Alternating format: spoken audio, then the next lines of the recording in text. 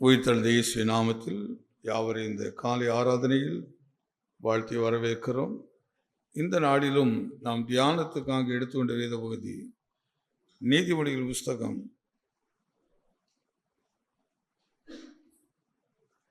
23ஆம் அதிகாரம். நீதிமொழிகள் 23ஆம் அதிகாரம் 18வது வசனம். எல்லாம் சேர்ந்து ஒரு முறை சொல்லுவோம். கிட்டத்தட்ட இந்த வசனம் நம் யாவருக்கும் ரொம்ப நன்றாக விளங்கின ஒரு காரியம். ஒரு முடிவு, அடுத்த நிச்சயமாக ஒரு முடிவு உண்டு. எல்லாரும் நான் ஒரு முடிவை எதிர்பார்ப்பது அவசியமான ஒரு காரியம். ஒரு முடிவை எதிர்பார்க்கிறது. இந்த மாதம் 1ஆம் தேதி நாம் எடுத்த சத்தியத்தின் தலைப்பு நிச்சயமாக கர்த்தர் உன்னோடு இருக்கிறார். அந்த அடிப்படையில் தான் அந்த வார்த்தையை யார் சொல்லணும்? என்னோடு போராடினவர்கள் அல்லது என்னுடைய ஒரு எதிராக நின்றவர்கள், அவர்கள் வாயிலிருந்து சொல்லுகிறது தான் ஒரு சரியான தேவன் என்னோடு இருக்கிறார் என்பதற்கு சரியான ஒரு அடையாளம். நானே சொல்வதல்ல, அல்லது என் வீட்டார் மட்டும் சொல்லுவதல்ல, எனக்கு எதிரான இருக்கிறவர்கள் சொல்லுவது தான் அது சரியான ஒரு அடையாளமாக இருக்கும். அந்த அனுபவத்தை தான் இந்த மாதிரி தொடர்ந்து நாம் தியானித்து கொண்டு வருகிறோம். அழகா சொல்கிற ஒரு காரியம், ஏன் வந்தீர்கள்? அங்கு சொன்ன அவருக்கு பதில், நிச்சயமாக தேவன் உம்மோடு இருக்கிறார். நிச்சயமாக உங்களோடு தேவன் இருக்கிறார். இது பெரிய ஒரு ஸ்பிரிச்சுவல் ஆசீர்வாதம். பார்த்துக்கிடுங்க, ஒரு தேவனுடைய பிள்ளைகளுக்கு இதை விட ஒரு பெரிய சாட்சிகள்லாம் இருக்கவே முடியாது. ஒரு தேவனுடைய பிள்ளைகளை பார்த்து, ஐயா உங்களோட கடவுள் இருக்கிறதை, உங்களை கடவுள் ஆசீர்வதிக்கிறதையும் நாங்கள் கண்டோம் ஐயா. யோசேப்பை பொறுத்து அப்படிதான் சொன்னார்கள், இந்த மனுஷனோடு கர்த்தர் இருக்கிறார் ஐயா. அதனால அந்த மனுஷன் எங்கள் வீட்டுக்கு வந்த நாள்ல இருந்து ஆசீர்வாதம். இவன் எதை கை வைச்சாலும் ஆசீர்வாதமா இருக்கிறது. இது எதை நமக்கு சுட்டி காட்டுகிறதுன்னா, ஒரு தேவனுடைய பிள்ளைகளாய் நாம் மாறும்போது 2 காரியம் நிச்சயம் நடக்குது. ஒன்று, முதல்ல எனக்குள்ள நிச்சயமான ஒரு சமாதானம் கிடைக்குது. நிச்சயமான ஒரு ஆசீர்வாதம் எனக்குள்ள வருது. அந்த ஆசை எனக்குள்ள வந்த பிறகு நான் போகிற இடங்கள்லாம் அந்த ஆசீர்வாதமாக மாறுது. நான் போகிற இடங்கள்லாம் இதுதான் நம்ம விளங்கிக் கொள்ள வேண்டிய சில காரியங்கள். அப்போ ஒரு உண்மை உள்ள தேவனுடைய பிள்ளைகள் எந்த இடத்துல இருந்தாலும், அந்த இடம் வனாந்திரமாக இருந்தாலும், அந்த இடம் சீர்கெட்ட இடமா இருந்தாலும், அது ஒரு சாபமான இடமா இருந்தாலும், அந்த இடத்தை தேவன் நமக்கு ஆசீர்வாதமாக மாற்றுகிறதற்கு அந்த அதிகாரத்தை நம்ம கையில் கொடுத்துட்டாரு. நீ போன அந்த இடம் ஆசீர்வாதம் ஐயா. எப்போ நம்ம அந்த இடத்துக்கு போகணும்னு சொன்னால், தேவன் என்னோடு இருக்கும்போது சொல்லுவார், நீங்க போ என்று சொல்லுவார், அல்லது சொல்லுவார் நீங்க போகாதன்னு சொல்லுவார். இதை செய் என்று சொல்லுவார், அல்லது செய்யாதன்னு சொல்லுவார். எப்படி தேவன் என்னோடு இருக்கிறார் என்பதை நாம் கண்டுபிடிக்க முடியும்? நம் எதிராளி எப்படி கண்டுபிடிக்க முடியும்? இந்த மனிதன் இந்த இடத்துக்கு எது நிமித்தம் வந்தான்? அப்போ இந்த மனிதர் யாரோ ஹைட் பண்றாங்க, யாரோ நடத்துகிறாங்க. அதனால தான் நமக்குள்ள பாருங்க, நம்ம நடத்துறது எந்த ஒரு மனுஷன் நடத்துறது இல்லை, நமக்குள்ள இருக்க தெய்வ ஆவியானவர் நடத்துகிறார். அதனால தான் தாவீது சங்கீதம் 51 சொல்லும் போது விதமாக சொல்றாரு, ஆண்டவரை சுத்த இருதயத்தை எனக்கு தாரும், நிலைவரமான ஆவியை என்னிலே சிருஷ்டியும் அப்படிங்கிறாரு. நிலைவரமான ஆவியை. அப்போ எனக்குள்ள இருந்து நடத்துகிறவர் வந்து போற ஆவியானவர் இல்லை, எனக்குள்ளேயே இருக்கிற ஆவியானவர், எனக்குள்ள இருந்து கற்றுக் கொடுக்கிற ஆவியானவர், என் கண்களில் தரிசனத்தை காட்டி பேசுகிறவர், எதை செய்யணும் செய்யக்கூடாது என்று, எங்க போகணும் இங்க போகக்கூடாது என்று, யாரோடு பழக வேண்டும் என்பதை கூட ஆவியை நம்ம கற்றுக் கொடுக்கிறவர். அதனால்தான் நான் உனக்கு போதித்து நீ நடக்க வேண்டிய வழியில் உன்னை நடத்த. ஒரு தேவனுடைய பிள்ளைக்கு இந்த காரியத்தில் கூட, இதெல்லாம் பேசிக்கான ஒரு காரியம்தான், அடிப்படையான ஒரு காரியம். இந்த காரியத்தில் கூட நாம் இன்னும் வளர்ச்சி அடையாதது தான் இன்னைக்கு நம்முடைய ஒரு பெரிய வீழ்ச்சி.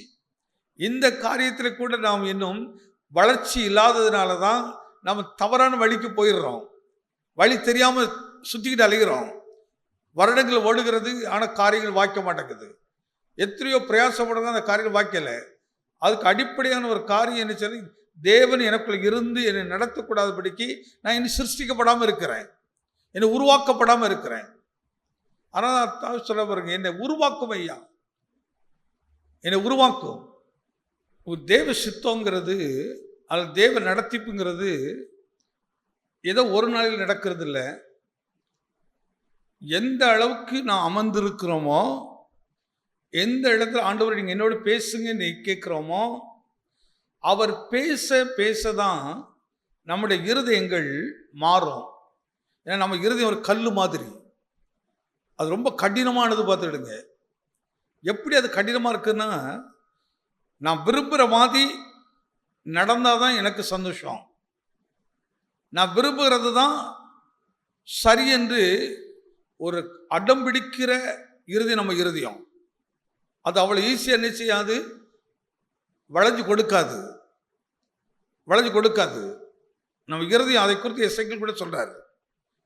இருதயத்தில் என்ன இருக்குதான், கல்லான இருதயத்தை அவர் என்ன மாற்றுறாராம், சதையான இருதயமாக மாற்றுகிறாராம். அவர் சதையா மாறணும்னா எவ்வளவு வேலை செய்ய வேண்டியிருக்கு பாருங்க. இன்னைக்கு நம்ம இருதயம் ரொம்ப கல் மாதிரி கடினம். கொஞ்சம் கூட நம்மகிட்ட அதை என்ன சொல்லணும், வசனத்துக்கு ஏற்ற நடக்கணும்னு என்ன இருக்காது, அல்லது நம்ம போகிற வழி தவறுன்று உணர்வு அடையாது. அப்படியே உணர்வு அடைந்தாலும் இல்லை, நான் செய்கிறது வழிதான், நான் போகிற வழிதான் கரெக்ட் அப்படின்ட்டு அந்த இருதயம் கல்லாக இருக்குமா. ஆனால் கல்லான இருதயத்தை கத்த சதையான இருதயம் மாற்றணும்னு விரும்புகிறாரு. நம்ம எதுக்கு காத்திருந்தாலும் ஜெபிக்கிறோம், எதுக்கு விழித்திருந்து ஜெபிக்கிறோம், ஏன் காத்திருக்க வேண்டிய அவசியம் நம்ம இருக்குன்னா, அந்த அவசியம் எதுக்கு சபைக்கு, ஏன் ஆவியானவர் அந்த காரியத்தில் சித்தனை வைத்திருக்கிறாரு. நாங்கள் பழையற்பாடிலிருந்து புதிய ஏற்பாடு வரை பாருங்க, காத்திருக்கிறதுக்கு நிறைய நேரங்கள் சொல்லுவார். காத்திருந்து ஜெபம் பண்ணுங்கள், விழித்திருந்து ஜெபம் பண்ணுங்க, உபவாசித்து ஜெபம் பண்ணுங்க, தனியா ஜெபம் பண்ணுங்க, குடும்பமா ஜெபம் பண்ணுங்க, சபையா ஜெபம் பண்ணுங்க. அதாவது சபையா காத்துருங்க, குடும்பமா காத்துருங்க, தனி நபராய் காத்துருங்க. இப்போ சில காரியங்களுக்கு ஒரு மனுஷனுடைய இதே கல்லுமா இருக்குது, இதுக்கு தனியா ஜெபம் பண்ணணுமா, குடும்பமா ஜெபம் பண்ணணுமா?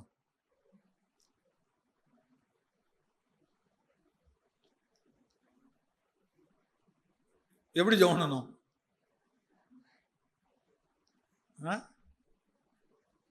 ஒரு 10 பேரோட உட்கார்ந்து ஜெபம் பண்ணலாமா? இருதயம் சொல்லுது, இந்த விஷயம் விட மாட்டேங்கன்னு, விடக்கூடாது அப்படிங்குது.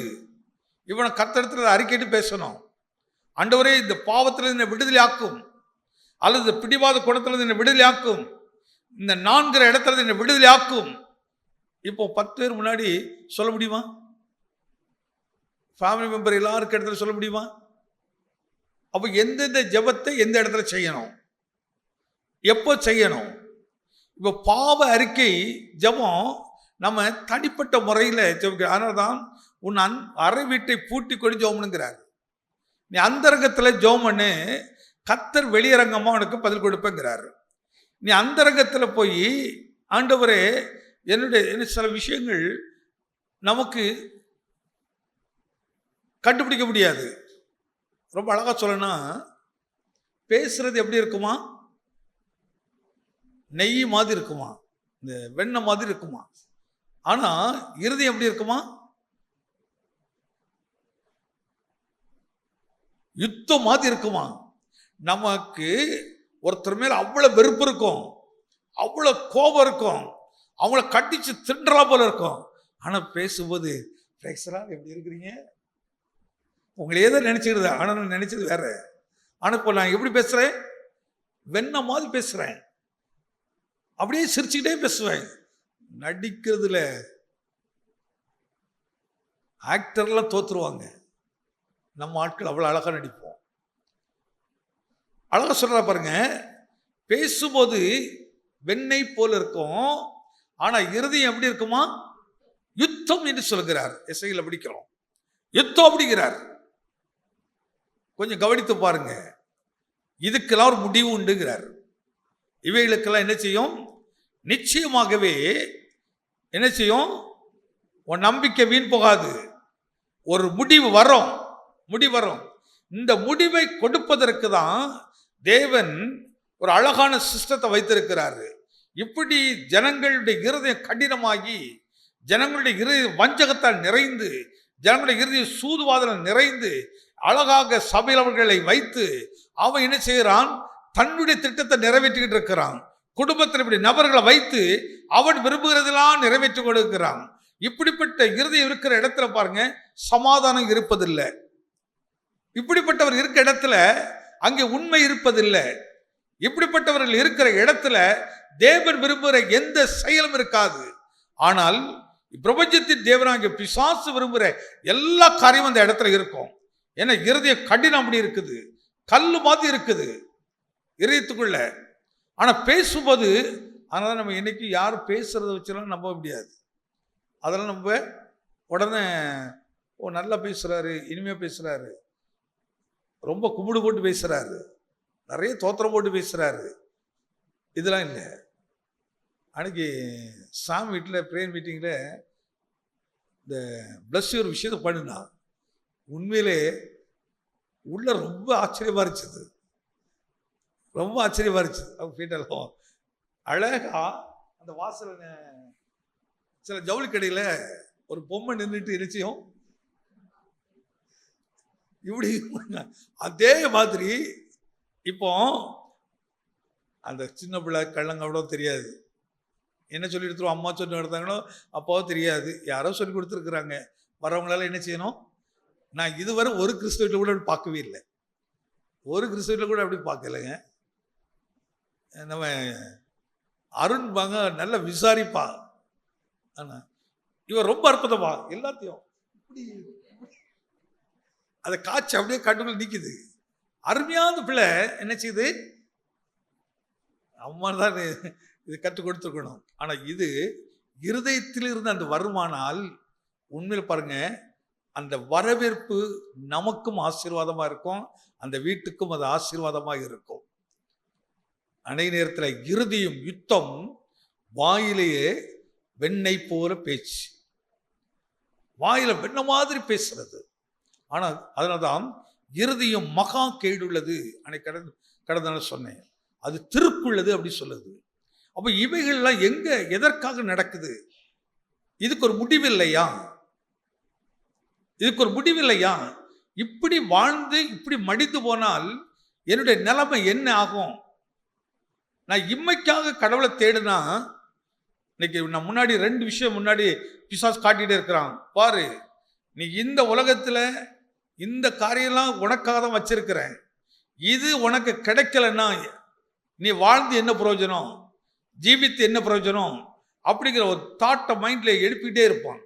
அந்த உணர்வை நம்ம உள்ளத்தில் கொடுக்க கொடுக்க தான் இறுதி அப்படியே கடினமாக மாறும், இறுதி அப்படியே கெட்டு போகும். கெட்டு, அதாவது அவன் எப்படி உருவாக்கிறான் என்றால் பாவ இருதயமாக உருவாக்கி இருக்கிறான், தீமையின் உருவமாக இருதயத்தை உருவாக்கிறான். ஒரு பக்கத்தில் பிசாசான இப்படி இருதயத்தை உருவாக்கிற உடனே இதோடைய செயலெல்லாம் இப்படி வந்துகிட்டு இருக்குது. நம்ம சின்ன பிள்ளைகள சண்டே ஸ்கூல்லாம் ஒரு பாடம், ஒரு படக்கதையை, ஒரு படத்தை போட்டு அவங்க ஒரு சப்ஜெக்ட் சொல்லி கொடுப்பாங்க. எத்தனை ஞாபகம் இருக்குது?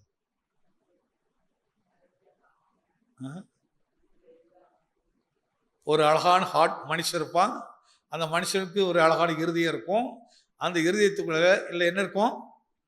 ஒரு பக்கத்தில் ஒரு ஆமை வந்து உட்கார்ந்துருக்கும், இன்னொரு பக்கத்தில் ஒரு தேடு வந்து உட்கார்ந்துருக்கும், இன்னொரு பக்கத்தில் பல்லி உட்கார்ந்துருக்கும், இன்னொருத்தர் ஒரு பாம்பு வந்து உட்கார்ந்துருக்கும், எல்லாம் உட்கார்ந்துருக்கும்.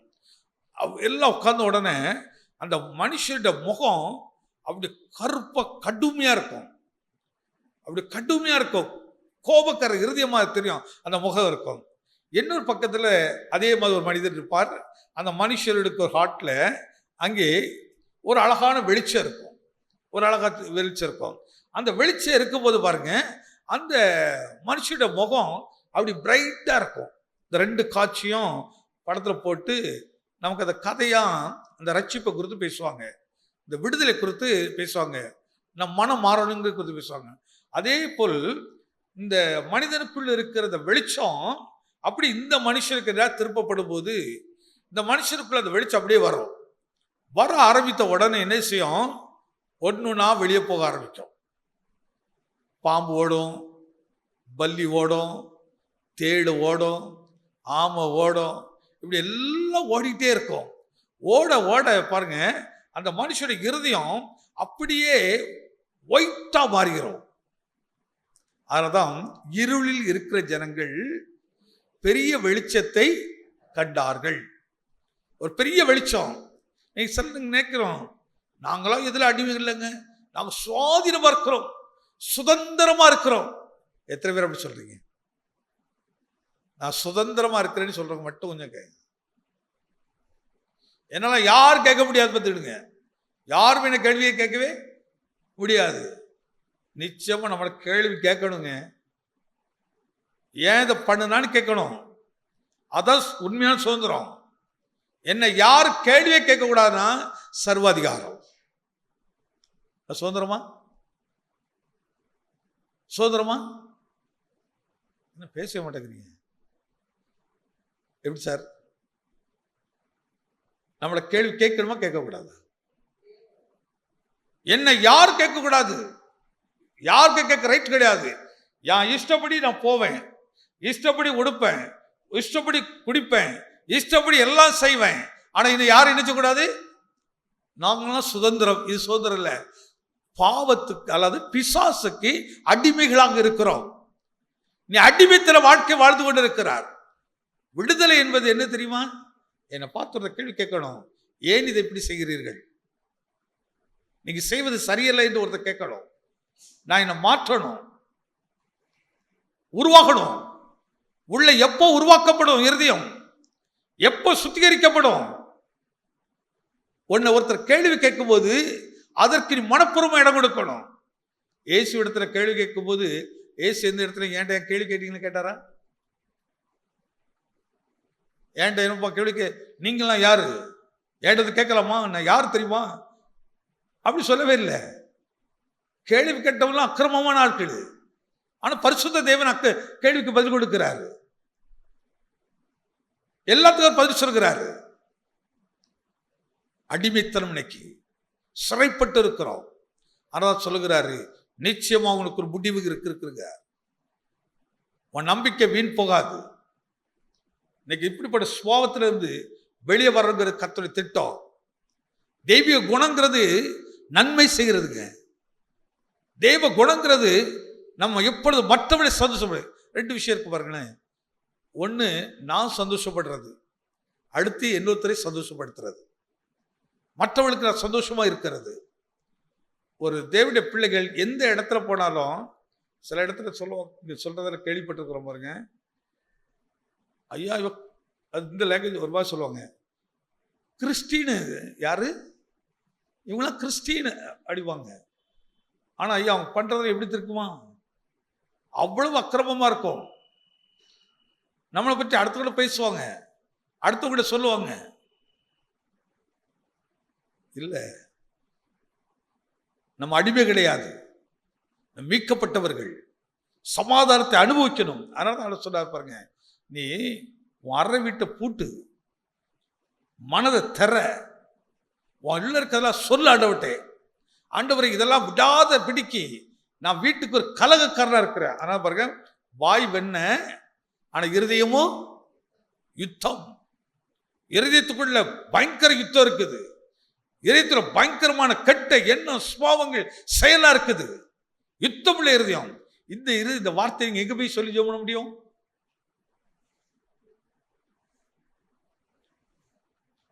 இவன் நானும் ஆனந்தும் ஜெபம் பண்றோம். நான் சொல்றேன், ஆண்டவரே எனக்குள்ள இந்த கெட்ட குணத்தெல்லாம் எடுத்து போடும் இல்லைன்னு சொல்லி ஆனந்து பாப்பாரு, கேட்பாரு, பாஸ்டர் இவ்வளவு கெட்ட குணம் இருக்குதா? என்ன ஆனந்து? அல்ல, ஆனந்து சொல்றாரு, நான் ஆனந்துக்குள்ள இவ்வளவு இருக்குதா? இதை போய் 4 விடவே சொல்லுவேன். இப்போ அன்னைக்கு ஆனந்து ஜோமனாரு பாருங்க, இப்படிலாம் ஜோமனாரு, இவ்வளவு இருக்குதா? நானே நினைக்கிறேங்க. இல்ல, நீ அந்தரங்கத்துல போ, தேவ சமுத்திரம் பின்னல், ஆண்டவரே சுத்த இருதயத்தை எனக்கு தாரும், நிலைவரமான ஒரு ஆவியை எனக்குள்ள சிருஷ்டிங்கப்பா, சிருஷ்டிங்கப்பா. இப்போ அந்த அறை வீட்டில இருந்து நீ வெளியே வரும்போது, போகும்போது அழுத்தத்தோடு உள்ள போனான், துக்கத்தோடு உள்ள போனான். வேதனையோடு போனான். ஆனா தேவன் பாருங்க, அந்த விடுதலை கொடுக்கும் போது முதல்ல கர்த்தர் ரொம்ப நேரம் ஆகாதுங்க. கர்த்தர் ஒரே ஒரு வார்த்தை சொன்னா போதும், உடனே இது எல்லாம் மாறும். ஆனா அது பிராக்டிக்கலா நீங்க அதை உருவாக்கணும். நம்ம நல்லது பேச நினைப்போம், ஆனா கெட்டது வந்துடும். நல்லது செய்ய நினைப்போம், கெட்ட வந்துடும். இல்ல நான் செய்ய தப்பு, உடனே மாறுறது. உடனே யாராவது சுட்டி காட்டுவாங்க, இல்லைங்க கொஞ்சம் மனம் மாறுங்க, நீங்க செய்ய தப்பு அப்படி சொன்ன உடனே ஆம் சாரி நான் தப்பு செய்துட்டேன், உடனே மனம் மாறுறது. இப்படியே நான் உருவாக்கணும். அந்த பூரணத்தை அடைவதற்காக சபையானது பிரயாசப்படணும். நான் பூரணமான செல்வம் செழிப்பு குறித்து பேசலை. ஏன்னா இவைகளெல்லாம் நமக்கு தேவை என்பதை ஆண்டவருக்கு தெரியும். தெரியுமா தெரியாதா? உனக்கு எப்போ என்ன செய்யணும், எப்படி உனக்கு செய்யணுங்கிறது உண்மையான ஒரு தேவனுக்கு பயப்பட பிள்ளைகளுக்கு இது குறித்து கவலையும் இருக்காது, இது குறித்து பாரம் இருக்காது, இது குறித்து ரொம்ப யோசிக்கவே மாட்டாங்க. ஆனா எது குறித்து பேசுவோம், ஆண்டவரே நீங்க என்னை விட்டு விலகிடக்கூடாதப்பா, உங்களுடைய மகிமையை என்னை விட்டு எடுபற்றக்கூடாது. ஆதாம் ஏவாளை கவனித்து பாருங்கள், தேவன் அவருடைய மகிமையினால் நிரப்பி இருக்கிறார். மகிமையா அவர்கள் வாழ்ந்து கொண்டிருக்கிறார்கள், கடவுளுடைய சத்தத்தை கேட்கிறார்கள், என்ன மகிழ்ச்சியா இருக்கிறார்கள். ஒரு நாள் இன்னொரு சத்தம் கேட்டு அவர்கள் தேவன் செய்யக்கூடாது என்று சொன்னதை செய்த உடனே இப்ப அவங்க இறுதியை பாருங்க, பயத்தினால் நிறைஞ்சது, கவலை உள்ள வந்துச்சது, வேதனை உள்ள வந்துச்சது.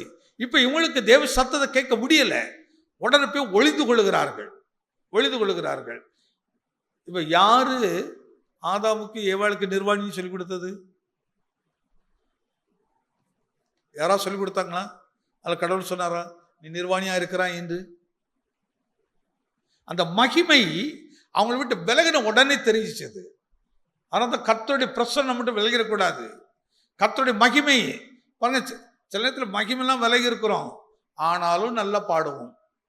மகிமைலாம் விலகி இருக்கும், ஆனாலும் நல்லா பேசுவோம். மகிமைலாம் விலகி இருக்கும், ஆனாலும் நல்லபடியா காட்டுவோம். எல்லாம் நம்ம விட்டு போயிருக்கோம், ஆனா அந்த இடத்துல அழகா தெரியும். இப்பொழுது மகிமை போய்ச்சது, பழக்கம் பேசுது, வழக்கம் பேசுது. ஆனா அங்க தேவன் என்று பேசல, அங்க தேவ சத்தம் இல்லை. அந்த வித்தியாசம் ரொம்ப நன்றாக தெரியும். ஒரு ஆயத்தை இல்லைன்னா கூட தெரியும். அப்ப எந்த இடத்துலயும் நம்ம கொஞ்சம் மாறுறோம், எந்த இடத்துல கொஞ்சம் என்ன செய்யறோம், இல்லை போறோம். இப்ப இது என்ன செய்யறோம், அடுத்து உருவாக்குறது. நம்ம ஆமா இந்த இடத்துல நம்ம குறைப்பட்டு ஆண்டவருடைய பாத்திரத்தை என்ன செய்திருங்க, நிரப்பிடுங்க. அது குறை வேண்டாம். ஏன்னா குறைவு இருந்தா வேற உள்ள வந்துடும், வேற அபிஷேகம் உள்ள வந்துடும், வேற ஆவி உள்ள வந்துடும். அது பார்த்துக்கிட்டே இருக்குது, எங்க குறைவு இருக்குது அங்க உள்ள நுழையலாம் என்று, எங்க வாசல் திறந்திருக்கிற கவனிச்சுட்டே இருக்கிறான். ஆனால் வேதம் சொல்லுது, எவர்களை விழுங்கலாமோ என்று கெச்சிக்கிற சிங்கத்தை போல வகை தேடி கொண்டே இருக்கிறான். ஆனால் ஒரு நாள் நீங்க ஜெபிக்கலன்னா அதுக்காக மனசாப்பட்டு நீங்க 2 நாள் ஜெபிக்கலாம், அதுக்கப்புறம் உங்களுக்கு அது பாரமாவே தெரியாதுங்க, அது உங்களுக்கு கஷ்டமாவே தெரியாது, அப்படியே பழக்கமாயிரும். இதான் பிசாசுல பெரிய தந்திரம். முடிவு உண்டு அதுக்கெல்லாம். அதுக்கு ஒரு முடிவு கட்ட கர்த்தர் விரும்புறாரு. இன்னைக்கு ஜபத்துக்குள்ள எத்தனை பேர் குறைவுள்ளவர்களாக இருக்க தெரியுமா? அநேகருடைய வாழ்க்கையில நீங்க முழங்கால் போட்டு ஜோமணி மாத கணக்கில் ஆயிடுச்சது.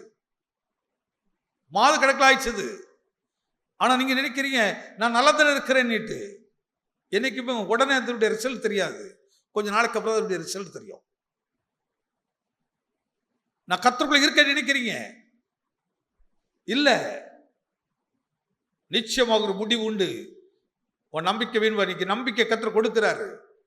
இல்லாண்டவர் எனக்கு இழந்து போனதை திரும்ப உள்ள கொண்டு வரணும், அதற்காக என்னை காத்துக்கொள்ளணும். ஒரு இந்த பாஸ்டிங் நாட்கள்லாம் அப்படிதான் பயன்படுத்தணும். பார்த்துடுங்க, நீங்க வேற யாருக்காக கூட ஜெபிக்க வேண்டிய அவசியமே இல்லை.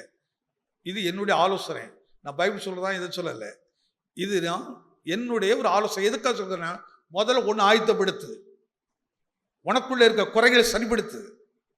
ஆண்டவரே என்ன உருவாக்கும், இன்னைக்கு என்ன ஒரு அனுபவத்தில் கொண்டு வாங்க, எனக்குள்ள பெரிய ஒரு சந்தோஷம் வரணும், உள்ளுக்க ஒரு நம்பிக்கை உள்ள வரணும். அப்படி எல்லாரும் ஒரே மனம் மாறிட்டேன்னு சொன்ன பாருங்களேன், தேவன் நிச்சயமாக இந்த இடத்துல அசைவாடுவார், தேவன் இங்க இருப்பார். அதாவது சொல்ல பாருங்க, 2 பேர் 3 பேர் என் நாமத்தில் எங்கே கூடியிருக்கிறீர்களோ அங்கே நான் இருப்பேன். இந்த வார்த்தை அப்படி எடுத்துடுங்க. இப்போ கர்த்தர் இந்த இடத்துல இருக்காரா, இருக்கணுமா இருக்க வேண்டாமா? இருக்கணுமா இருக்க வேண்டாமா? இருக்கணும். அப்ப அவர் இருந்தால் இந்த இடம் எப்படி இருக்கணும்?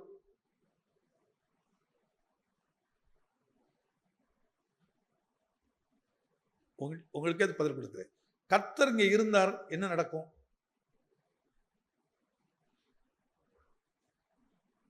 என்ன ஒருத்தர் பேச மாட்டேங்கிறீங்க?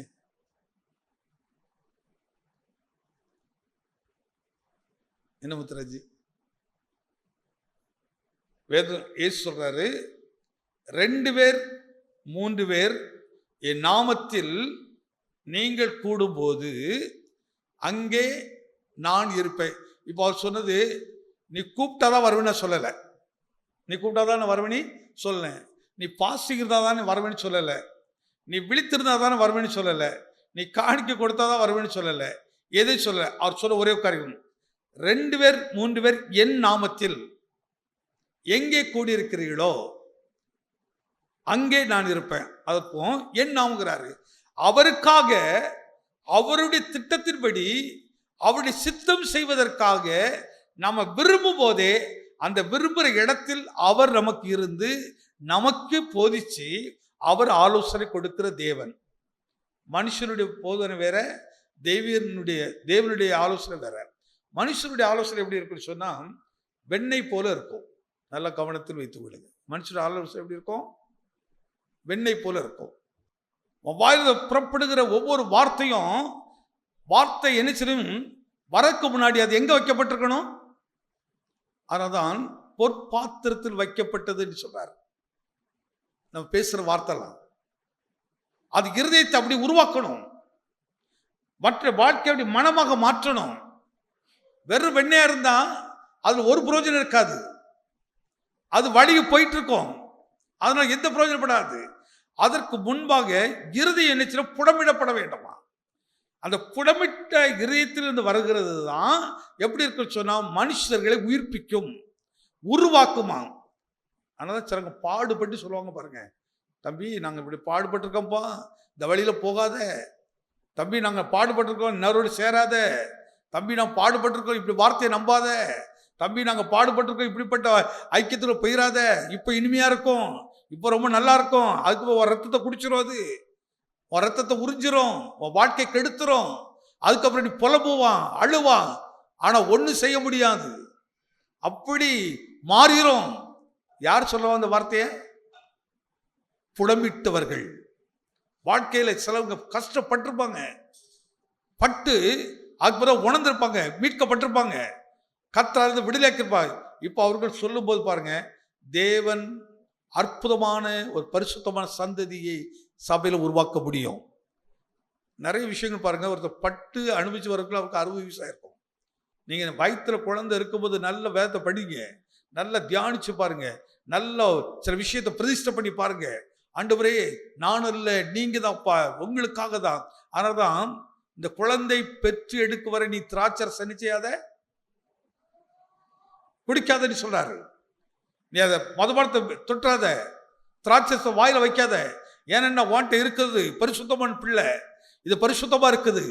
அப்ப தகப்பனையும் தாயையும் பார்க்கலாம், இந்த பிள்ளை வல்லமுள்ள பிள்ளைய செயல்படுது, ஆண்டவருக்காக வைராக்கியம் அணிக்குது, வைராக்கியம் அணிக்குது. எப்ப அது விழுந்து போகுது? எந்த இடத்துல விழுந்து போகுது? சிம்சோனை பார்க்கிறோம், அந்த இடத்துல கண்கள்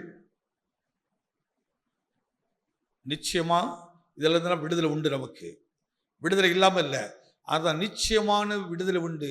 ஒரு நம்பிக்கை. இப்ப கர்த்தர் எனக்கு நம்பிக்கை கொடுத்து பேசுறேன். இந்த சபை இப்படி வளரணும், இந்த சபை இப்படி உருவாக்கப்படணும், குடும்பங்கள் இப்படி உருவாக்கப்படணும், கர்த்தர் நிச்சயமாக இப்படி உருவாக்குவார் என்ற நம்பிக்கையோடு இந்த வார்த்தையை எடுத்து பேசுறேன். நம்பிக்கையோடு. இன்னொரு வசனத்தை காட்ட பாருங்க, வாசிப்பேன். ஏசாயா தீர்க்கதரிசி புஸ்தகம் 60:20. யாருடைய சூரியன்? நம்மளை பார்த்து சொல்றாரு, மகனே உன் சூரியன் என்ன செய்யல, அஸ்தமிப்பதில்லை, உன் சந்திரன் மறைவதில்லை. இப்ப கர்த்தரே உனக்கு நித்திய வெளிச்சமா இருப்பார். இப்ப இந்த இடத்துக்கு வந்துருங்க. இப்ப கர்த்தர் எனக்கு யாரா இருக்கிறாரு? நித்திய வெளிச்சமா இருக்கிறாரு. அவர் எனக்கு வெளிச்சமா வரும்போது என்ன மறக்குது? என் துக்க நாட்கள் துக்க நாட்கள். அவ இப்ப துக்க நாள் முடிக்காம இருக்க என்ன காரணம்? இப்ப ஏன் துக்கம், நம்முடைய துக்கம் மாற மாட்டேங்குது? கேள்வி இருக்குதா? பதில் இருக்குதா? கேள்வியும் பதிலும் அங்கதான் வச்சிருக்கிறாரு. சூரியனை பாரு, சந்திரனையும் பாரு அப்படி சொல்லிட்டு உனக்கு கர்த்தரே நித்திய வெளிச்சமாய் இருப்பான். பொதுவாக அந்த வார்த்தை எங்க சொல்ல தெரியுமா? கல்ற தோட்டத்தில் அடக்கம் பண்ணும்போது இனி கர்த்தரே உனக்கு என்னதான் இருப்பார். இது கல்ற தோட்டத்தில் சொல்றது இல்லைங்க, இப்ப சொல்ற இடம். இங்க சொல்லணும், இந்த வார்த்தைய இங்க சொல்லணும். நம்ம இந்த வார்த்தைய நிறைய நேரம் கேட்டு கேட்டு பழகணும்னு என்ன சொல்லுவாங்க. சிலருக்கு சில பாட்டை இன்னொரு இடத்துல பாட்டால கோவம் வந்துடும். சிலருக்கு சில பாட்டை பாருங்க, ஐயோ இதெல்லாம் கல்ற தோட்டத்தில் பாட்ட பாட்டுங்களா, இங்க வந்து பாடலாமா? நாம அப்படி மாத்திக்கிடாத, நாம அதை அப்படி மைண்ட்ல கொண்டு வந்துட்டோம். ஆனா இந்த வார்த்தை கொஞ்சம் கவனித்து பாருங்க. கர்த்தரே எனக்கு நித்திய வெளிச்சம். அடுத்து சொல்றாரு, கர்த்தர் நித்திய வெளிச்சம் வரும்போது அங்க என்ன இருப்பதில்லை? துக்க நாட்கள். அப்ப இன்னைக்கு முடிவு இருக்கா இல்லையா? முடிவு இருக்கா இல்லையா? துக்க நாட்களை நீங்க நினைக்கலாமா? ஐயா துக்க நாட்கள் முடிவு இல்லை அப்படி சொல்ல முடியுமா? அவ வேதம் தெளிவுபடுத்தி காட்டுறது, உன் துக்கத்திலிருந்து விடுதலை வராமல் இருப்பதற்கு காரணம் நீதியின் சூரியனாகிய தேவ வார்த்தை மனதுக்குள்ள விதைக்கப்படல, உள்ள உருவாக்கப்படல. கர்த்தர் வார்த்தை உள்ள இல்ல, சும்மா வாயில பேசுறதுனால, காதுல கேட்கறதுனால இல்ல. இந்த வசனம் எனக்குள்ள வெளிச்சமா மாறணும், அந்த வார்த்தை எனக்குள்ள ஜீவனாய் மாறணும். அந்த வார்த்தையாகவே நான் மாற மாற உனக்கு விரோதம் 1000 பேர் எழுப்பினால் ஒன்றும் செய்ய முடியாதுங்க. எத்தனை வல்லமை எழுப்பவே முடியாது. அழகா சொல்கிறார், உன் சத்துருக்கு நேரிடுகிறதை உன் கண்கள் பார்க்கும். எத்தனை நம்புறீங்க? கரங்களை தட்டி ஆண்டவர் நாமத்தை பயன்படுத்துங்க. உன் சத்துருக்களுக்கு அக்கா நம்ம சத்துரு அழிஞ்சு போடுமா? நம்ம ரொம்ப சந்தோஷமா இருக்கும். யப்பா இவன் செத்தே போயிட்டா ஐயா, எல்லாருக்கும் அந்த ஆசை இருக்கும். இவன் என்கிட்ட இவ்வளோ போராட்டம் நம்ம பார்த்துக்கிங்க. பார்த்தீங்களா, கர்த்தர் என் ஜெபத்தை கேட்டு என்ன பண்ணிட்டாரு. ஆனால் ஆண்டவர் சொல்றாரு, ஒருவனும் கெட்டு போகிற தேவனுக்கு அப்படி நடக்கக்கூடாது. எப்படி நடக்கணும்னு சொன்னால் அந்த வசனத்துபடி நடக்கணும். ஐயா உங்களுக்கு விரோதமாய் போராடி போராடி கடைசி என் மண்டை உடஞ்சதான் மிச்சம், ஏன்ட்டு அந்த காசுலாம் போனதான் மிச்சம், எனக்கு இந்த நிம்மதியெலாம் போனதான் மிச்சம், எல்லாம் போச்சியா, கர்த்தர் உங்களோடு இருக்கிறார் ஐயா அப்படின்ட்டு உனக்கு முன்பாக குனிந்து நிற்கும்படி கர்த்தர் காட்சி அமைப்பார். எத்தனை விசுவாசிக்கிறீங்க? அந்த காட்சிகள் நடக்கும். தேவன் நமக்குள்ளே அவர் செயல்பட நாம் இடம் கொடுக்கும் போது, தேவன் எனக்குள்ள அவர் வெளிச்சமாக செயல்பட இடம் கொடுக்கும் போது துக்க நாட்கள் நிச்சயம் உங்களுக்கு இருக்க முடியாது. நம்ம இந்த அற்புதமான உயிர்த்தெழுந்த காலையில் நம்மகிட்ட மனதில் இருக்கிற கேள்வி, என் துக்க நாள் என்னைக்கு முடியும், எனக்கு என்னைக்கு ஒரு மாற்றம் வரும்? மாற்றம் வருவதற்கு என்னைக்கு ஆயத்தப்படுத்தியாச்சு. மாற்றம் வராதுக்கு காரணம் நான் நீங்கள் தானே தவிர கர்த்தர் அதற்கானவர் அல்ல. அந்த வார்த்தையை சொல்ற பாருங்க, மீண்டும் படிக்குது.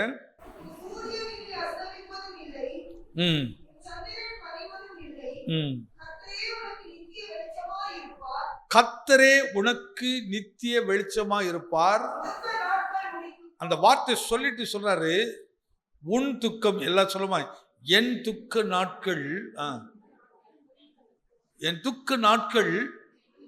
அதனால் சொன்னார், நிச்சயமாகவே முடிவு உண்டு, நம்பிக்கை வீண் போகாது. நிச்சயமாக ஒரு முடிவு உண்டு. எப்போ அந்த முடிவை தான் காட்டுறாரு. இந்த ஒரே ஒரு காரியத்தை பங்கனை செய்கிறாரு. கடவுள் உனக்கு வெளிச்சமா இருக்கட்டும். அதனால தாவீது எப்படி எடுத்து காட்டுறாரு, கர்த்தருடைய வசனம் என் கால்களுக்கு தீபம். அப்ப வெளிச்சங்கிறது எப்படி வருது? ஆண்டோட ஒவ்வொரு வசனத்தின்படி நாம் செயல்பட பழகும் போது. இந்த இருள் வேதனைகள். தவளை, நண்டு, பல்லி, ஆமை, இவ்வளவு ஒரு மனுஷருக்குள்ள இருந்து அந்த இறுதி எப்படி இருக்கும்?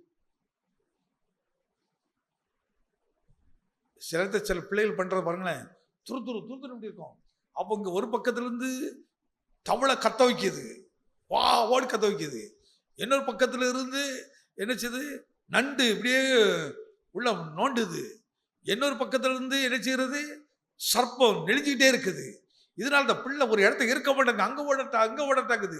கொஞ்சம் கவனிச்சு அந்த பிள்ளைக்குள்ள இதெல்லாம் இருக்குது. உனக்கு அதுக்கே அப்படி பிறந்த தாவி சொல்லுகிறார், என் தாய் என்னை பாவத்தை கற்பந்தரித்தால் நான் துர்க்குணத்தில் சொல்ற பாருங்க, என் குணமே என்ன குணத்துல உருவாக்கி இருக்க, துர்க்குணத்தில் உருவானேன். இது குறித்து சொன்ன வேற மாதிரிலாம் சில விஷயம் இருக்குது. ஆனா சபை கேட்ட இடம் இல்லை அந்த வார்த்தை பேசுறது. சொல்ற தாய் என்னை என்ன செய்தான், பாவத்தில் கற்பந்தரித்தான், நான் துர்க்குணத்தினாலே உருவானேன். சில குழந்தை பிறந்து கொஞ்ச நாள் வளரும் போதே சாட்டையோட வளரும். நம்ம அது இயல்புன்னு நினைக்கிறோம், ஆனா இயல்பு அல்ல. அது இயல்பானது அல்ல. ஏசா யாக்கோபு தாயின் வயிற்றுல பிறக்கிறாங்க. ஏசாவின் குணம் என்ன, யாக்கோபுடைய குணம் என்ன? ரெண்டு குணம் என்ன? ரெண்டு வயிற்றுல யுத்தம் பண்ணினார்கள். அது உருவாக்கும் போதே யுத்தம் பண்ணாங்க. பிறந்ததுக்கு அப்புறம் பார்த்தீங்கன்னா ஒருத்தர் எப்படி இருக்கிறாரு, வனவாசியா இருக்கிறாரு. அவர் வீட்டில் இருக்கிறதே இல்லை, வேட்டையாடுறது இது ஆனது நல்லா திங்கணும் இதுதான். ஆனா ஒருத்தர் எப்படி இருக்கிறாரு, கூடாரவாசியா இருக்கிறாரு, அம்மா சொல்றது கேட்டுக்கிட்டே இருக்கிறாரு. ஆனா அவர்கிட்ட ஒரே ஒரு குணம் இருந்துச்சு. என்ன குணம்? எத்தன் ஏமாத்தி சொத்தை பிடுங்கிறது. இந்த குணம் அவர்கிட்ட இருந்துச்சு. ஆஸ்தி எடுக்கிறது. சொத்துனா நம்மளுக்கு வெறும் இந்த மண்ணும் இது இல்லை. அன்னைக்கு சொத்து ஒரு மனுஷனுக்கு எதுன்னா சிரேஷ்ட புத்திரம், அண்ணனுக்கு இருக்கிற மரியாதை, கௌரவம், அதெல்லாம் இவர் எல்லாம் தனக்கு எடுத்துக்கிட்டாரு. இவருடைய இந்த குணம் இருந்துச்சு. ஆனா இந்த குணமுள்ள மனுஷரை எப்படி கடவுள் மாற்றுகிறார்? சும்மா நினைக்கிறோம் யாக்கோபுக்கு இந்த பாடலாம் ஏன் போட்டு வனாந்திரத்தில் போட்டு பாடுபடுத்துறாரு, அங்க கஷ்டப்பட வைக்கிறாரு, உருவாக்குறாரு. அவன் உருவாக்கப்பட்டுக்கிட்டே இருக்கணும். ஆனால் குழந்தைகளா இருந்தா குழந்தைகளுக்கு நம்ம அதனால தான் அடிக்கடி சொல்றது, குழந்தைகிட்ட நீங்க பேசிக்கிட்டே இருங்க. மடியில் வச்சுக்கிட்டு இருந்துக்கிட்டு நம்ம இப்போ நினச்சோமா டிவியை போட்டு விட்டுட்டு பிள்ளை நல்லா ஆடுறதை பார்க்குறான். பரவாயில்ல, ஆட்டக்காரன் வந்து நிப்பாம இருக்க முன்னாடி அன்னைக்கு நமக்கு படுற பாடு அன்னைக்கு தான் தெரியும். இல்லை, அந்த பிள்ளையோடு பேசணும், பேசிட்டே இருக்கணும். நீ கருத்தாய் பிள்ளைக்கு பேசிட்டே இருக்க. அதுக்குதான் வீட்டில் வயசானவங்க இருக்கணும்னு சொல்லுவோம். நான் பிள்ளைகளை வளர்ப்பதற்கு முதிர் வயது உள்ளவன் இருக்கணும். முதிர் வயது உள்ளவனே எல்லாரும் முதிர் வயது இல்லை, நிறைய பிசாசெல்லாம் இருக்கும். அது வளர்த்துச்சுன்னா அது பிசாசு பிள்ளையை தான் வளரும். அந்த முதிர் வயது உள்ளவர் சொல்லலை. தேவனுக்கு பயப்படுறப்ப தாத்தா பாட்டி இருக்கணும். முதிர் வயது உள்ளவங்க கர்த்தருக்கு பயந்து எப்பொழுது கர்த்தர் குத்தே பேசணும். சில பேச பாருங்க, பாரு இவனால நம்ம சொந்தக்காரன் தான், இவன் இப்படிப்பட்டவன், அவன் அப்படிப்பட்டவன். அதுக்கு என்னமா தெரியும், ஒண்ணுமே தெரியாது. அது கேட்டு கேட்டு கேட்டு அவன் பார்த்த உடனே இவனுக்கு இயல்பாகவே வந்துடும். அவன் மேலே கோபம் வரும், ஒரு எதிர்ப்பு வரும், ஒரு மாதிரி சுபாவங்கள் வரும். கொஞ்சம் கவனிச்சு பாருங்க. என் தாய் என்ன எங்க கற்பந்தரிச்சுதான் இல்லை, அந்த இடத்துல தான் நீதி சூரியன் உள்ள வரணும். அது எது வருது? வசனம் தான் வெளிச்சம். வசனத்தை பிள்ளைகள் கீழ்ப்படுகிறதா? வசனத்துப்படி உண்மையா பேசுகிறார்களா? வசனப்படியே பிள்ளைகள் பயந்து நடக்கிறார்களா? நீங்க வசனத்துல அந்த பிள்ளை பழகிட்டுனா உங்க பிள்ளைகளுக்கு ஒரு காவல் தேவையில்லைங்க. உங்க பிள்ளைகளுக்கு ஒரு பயப்பட வேண்டிய அவசியம் இல்லை. கிறிஸ்தவ குடும்பம் ஆனா மீட்கப்படலை, என்ன துக்கத்துக்குள்ள உட்கார்ந்துட்டு இருக்குது. நீதி சூரியனாகிய இயேசுல வரல. அதனால கர்த்தரே உனக்கு நித்திய வெளிச்சம். இந்த ஊழியத்துக்கு கர்த்தர் தான் வெளிச்சம், உன் வாழ்க்கை கர்த்தர் தான் வெளிச்சம். எப்படிப்பட்ட துக்க நாட்களாக இருந்தாலும், துக்க செயலாக இருந்தாலும் தேவன் சொல்கிறார், இந்த நாள் அதை மாற்றுவேன் என்று சொல்கிறாரு. இவ்வளவுதான் விசுவாசமா? இன்னைக்கு அது மாறணும். அது என் வாழ்க்கையில துக்கம் மாறணும். அப்போ வசனத்துக்குள்ள நடத்துங்க பிள்ளைகளை, குடும்பத்தை அதுக்குள்ள நடத்துங்க. நடத்துறதுக்குள்ள நாம் நடப்போம், அதுக்குள்ள நாம் அதுக்குள்ள நடப்போம். வசனத்துக்குள்ள நடந்து பாருங்க. அந்த வசனத்துக்கு நடக்க முதல்ல உனக்கு ஒரு விடுதலை கிடைக்கும். என்ன விடுதலை தெரியுமா? நமக்குள்ள முதல்ல ஒரு பெரிய மகிழ்ச்சி இருக்கும். எனக்கு அது இல்லை இது இல்லைன்னு என்னமே வராது, பெரிய சந்தோஷம் இருக்கும். இந்த கவலையும் துக்கம் உள்ள இருக்குன்னா அதோடைய ஒரு வெளிப்பாடு என்ன தெரியுமா? முதல்ல உனக்குள்ள ஒரு பாரம் இருப்பது போல உடம்பெல்லாம் ஒரு வலியை உண்டாக்கிட்டே இருக்கும். நீ எங்க உட்கார்ந்தாலும் நெளிஞ்சுக்கிட்டே இருப்பான். ஒரு மனுஷன பிசாசு அடி கிரியை தாக்க யாருக்குள்ள இருக்கிறதோ அவர்களால் ஒரு இடத்துல ஒழுங்க உட்கார கூட முடியாது. இதெல்லாம் அதோட அடையாளங்கள், அதோடைய கிரியைகள். அந்த கிரியைகள், அந்த கிரியைகளை கர்த்தர் இன்னைக்கு அழிக்கணுங்கிறதா தேவனுடைய சித்தமான நிச்சயமாக முடிவுண்டு ஒரு நம்பிக்கை.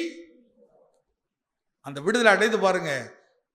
உறவுகள் வந்து சொல்லும், அம்மா அவனோட கடவுள் இருக்காருமா, நீ முந்தி என்னெல்லாம் செய்வான், இப்போ எப்படி மாறிட்டான், இப்போ எப்படி நடக்கிறான். தேவன் அதை ஆசீர்வாதமாய் மாற்றுகிறார், அதை நன்மையாக மாற்றுகிறார். ஒரு மனுஷனுக்குள்ள பிரபஞ்சத்துக்குரிய பொல்லாத ஆவி இருக்குமானால் அவனால் நிம்மதியாக இருக்க முடியாது, சமாதானமா இருக்க முடியாது. அவருடைய முகத்தை பார்க்கும் போதே நம்ம சொல்லணும். இதுக்குள்ள சில விஷயங்கள்லாம் பைபிளுக்குள்ள போடணும் அவசியம் இல்லை, சைக்காலஜிக்கலை பார்த்தாலே தெரிஞ்சிடும். ஒரு மனுஷனுடைய சிலது இதெல்லாம் விளங்கிடலாம், அதை புரிந்து கொள்ளலாம். ஆனால் வசனம் எப்படி சொல்கிறது? வசனம் உன் கால்களுக்கு எப்படி இருக்கணும்? தீபமும் உன் பாதைக்கெல்லாம் வெளிச்சம் இருக்கும். இந்த அனுபவத்தில் வந்து பாருங்க. இப்போ வாசிக்கலாம். உபாகமும் 26. ஏற்கனவே லைட்டாக சொன்னேன், நீ கொஞ்சம் உள்ள எடுத்து சொல்ற. உபாகமும் 26 5 வசனம் வாசிப்போமே.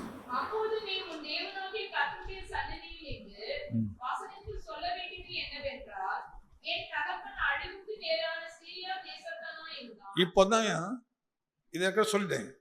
இப்போதான் நம்ம ஃபேமிலி எங்க வந்து நிற்குது? தேவனுடைய சந்நிதியில நானும் என் மனைவியும் கர்த்தர் எனக்கு கொடுத்த பிள்ளைகளும் நாங்கள் கர்த்தர் கொடுத்த ஆசீர்வாதத்தோடு நாங்கள் எங்க வந்து நிற்க போறோம்?